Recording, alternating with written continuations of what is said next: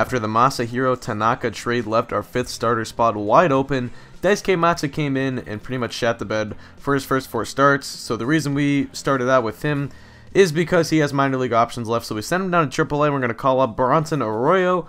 And the reason why I didn't want to bring Arroyo up immediately is just because he doesn't have options left, and if he doesn't work out and I want to give someone else a shot, he's going to have to get waived and likely claimed by another team. But we're going up against the Yankees this episode.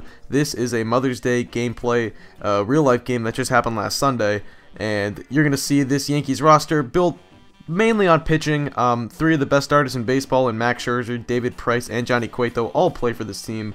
Hitting-wise, that is definitely their weak point, although 7th in the league in home runs and, still hitting about 250, so they're not terrible offensively, and they've actually driven in more runs than the Brewers have. We entered this game 18-19, 1 game behind or 1 game under 500, so trying to get to that 500 spot, hopefully. And as it seems to tend to happen in fantasy draft franchises, a lot of the time your team will start out slow and pick it up as the season goes on.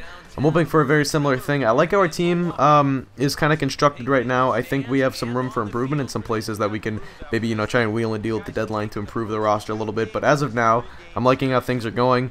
Today's matchup is going to be Danny Salazar versus Max Scherzer, so a bright young arm against one of the best pitchers in baseball. Take a look at the lineup for the New York Yankees. You can see definitely not the strongest. Their 3-4-5 is Corey Hart, Nick Swisher, and Carlos Cordova. That's not very good. If you're not a big follower of baseball or whatever, I can tell you with enough conviction that that is not a very strong lineup. So anyway, Salazar here in the top of the first inning, 0-2 count to Corey Hart, and he picks up his first strikeout of the day on the low slider, and that is going to retire the side in the first inning. And as I said earlier, this is a Mother's Day game, so you're going to notice the pink bats all game long, every player using it. Pretty cool that MLB The Show does reflect that. So that's the Brewers lineup for the day. Pretty standard lineup going up against Max Scherzer. Is off to a fast start, 5-1 with a 3.3 ERA. So, bottom of the first inning, 2 away. First pitch of the AB to Alex Gordon, who takes a high fastball, gets under it just a little bit, and pops it up to right field. Right fielder under it, I believe that's Corey Hart out there in right today. He makes the grab, and we are through 1 scoreless. So, to the top of the second we go. Nick Swisher up, 0-2 count. Salazar kicks and deals, strike 3. High changeup. Don't know why Swisher hesitated to swing at that. Certainly was not, any off the plate at all, so I don't know why Swisher didn't swing at that. But you can see, despite our slow start being 1 game under 500, only a game and a half back of first place, so the Brewers within striking distance, and I am not too worried about our slow start. So check out this at-bat to Carlos Cordova. Salazar's going to actually get behind 3-0 in the count. He had trouble locating his fastballs at the beginning of the game. Down 3-0 to Cordova. Strike 1 right there and a fastball over the plate. Now the 3-1 to Cordova. That's going to be strike 2 looking. So he's battled all the way back to a 3-2 count. And the 3-2 pitch is going to be grounded to third base. Chris Johnson charging. Fires it on the run, and a great play by Chris Johnson.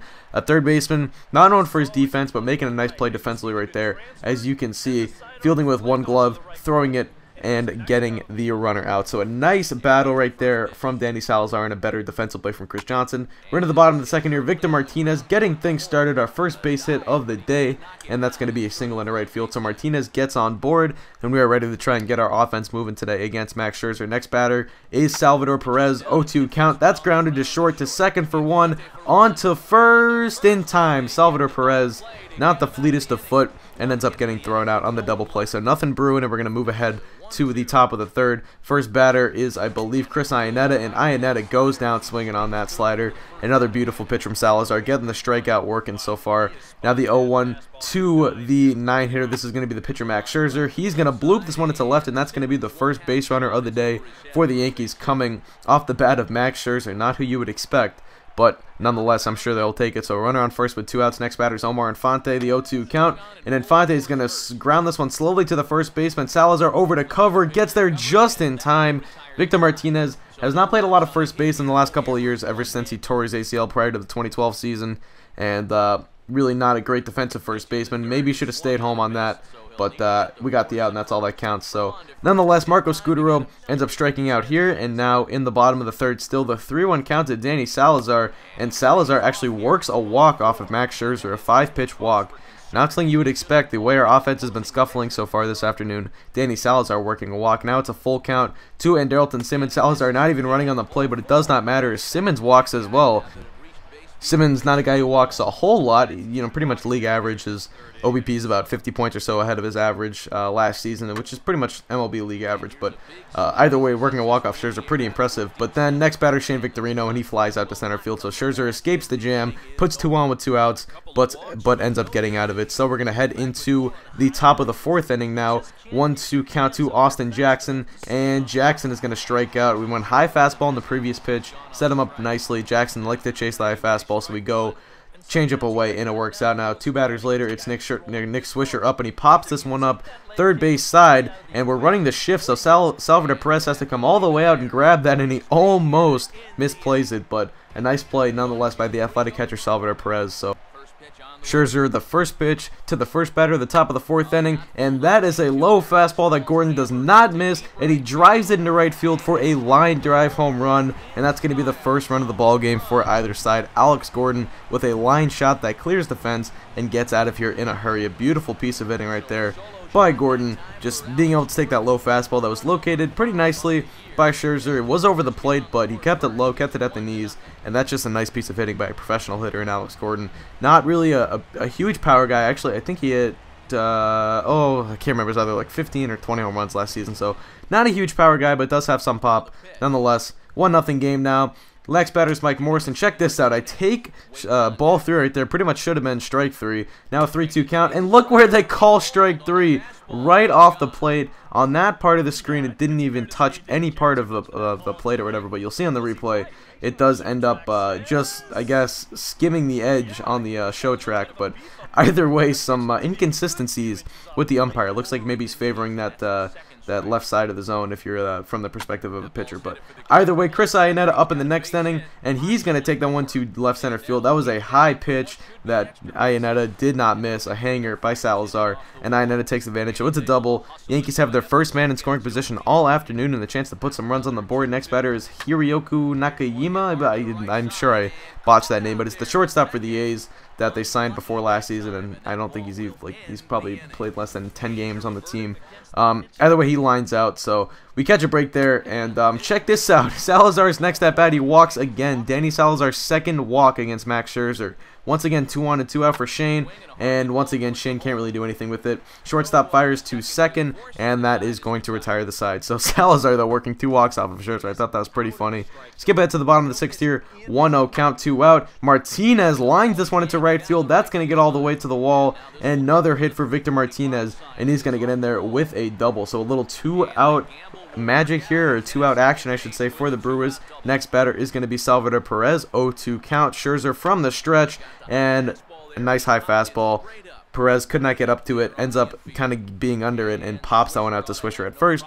So we're going to head into the final third of the game with a 1-0 score. Take a look at the 6th inning recap. Very, very pitching oriented, a pitcher's duel of sorts here from Danny Salazar and Max Scherzer. Only 6 hits combined and only 1 run. It was a solo shot.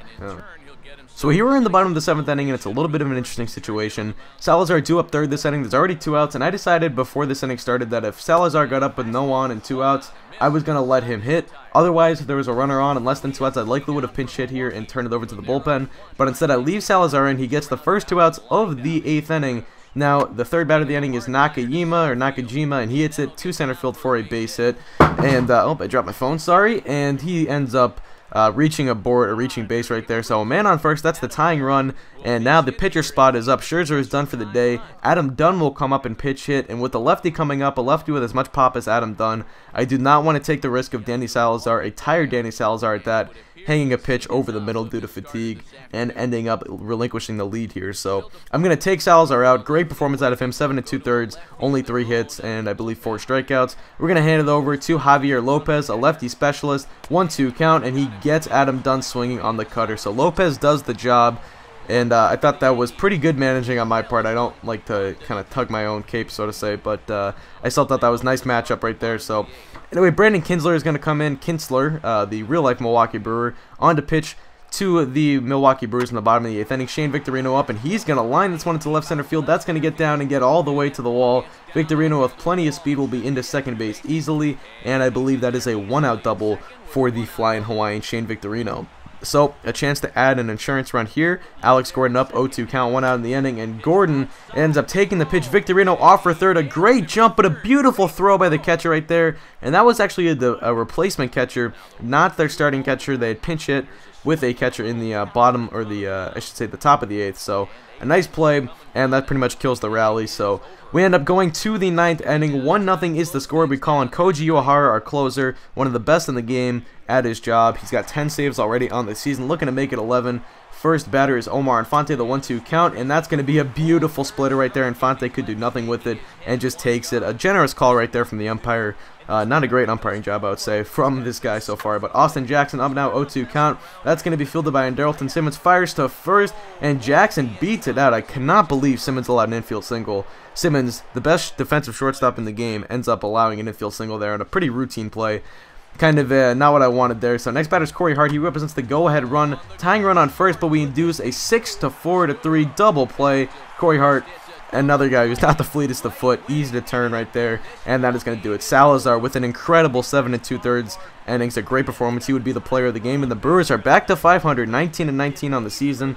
A nice game all around. Obviously, we'd like the offense to pick it up a little bit, but either way, I'm sure the offense will come. Like I said, I kind of like how our offense is built. I think we got to fix Andrelton Simmons in the leadoff spot. That's probably not something that's that is a formula for success, so to say. So that's going to do it. Thanks for watching GameFaceStudios. Check out my Red Sox franchise. It's a normal franchise on my channel. I just posted an episode today. And hope you guys are enjoying the series. I'll try to keep bringing it out weekly. That's going to do it. Thanks for watching. Hope you did enjoy. And just out. Peace.